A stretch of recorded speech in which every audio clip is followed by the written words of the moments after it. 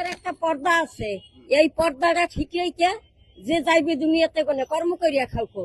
কিন্তু ওই যে রাজাকাররা ধরাই দিয়েছে স্বাধীনের সেই সময় আমি স্বাধীন পুরো দেখছি। ওই রাজাকারের হাতে জানো কি ওই এই বাংলাদেশ তুললে না দেয়।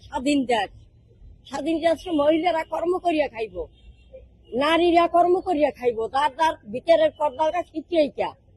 তারপর যদি তারে কয় যে মহিলারা পর্দায় থাকবো, বেশ ভালো কথা। মহিলারা কি ঘরে বইয়া না খাইয়ে পর্দায় থাকবে? তারা কর্ম করবে না? কর্ম করলে মানুষ বেপর্দা হয়। ৭১-এর যুদ্ধের সময় কি কি দেখেছেন আপনি?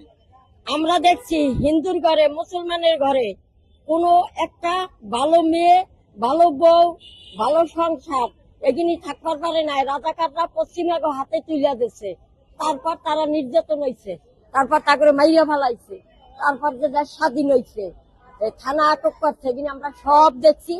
জানা সত্ত্বে আমার কোনো মা বোনেরা যেন ওই জামাতরে ভোট না দেয়, একটুকু বানাওয়াট না।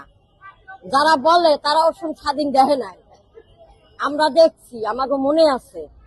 কিন্তু বানাওট না, অনেক অত্যাচার জুলুম করছে।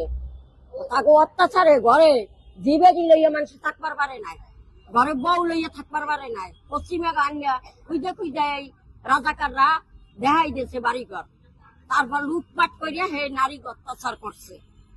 আমরা দেখছি এই যে পশ্চিমে লইয়া রাজাকাররা মানে জামাতরা, হুজুররা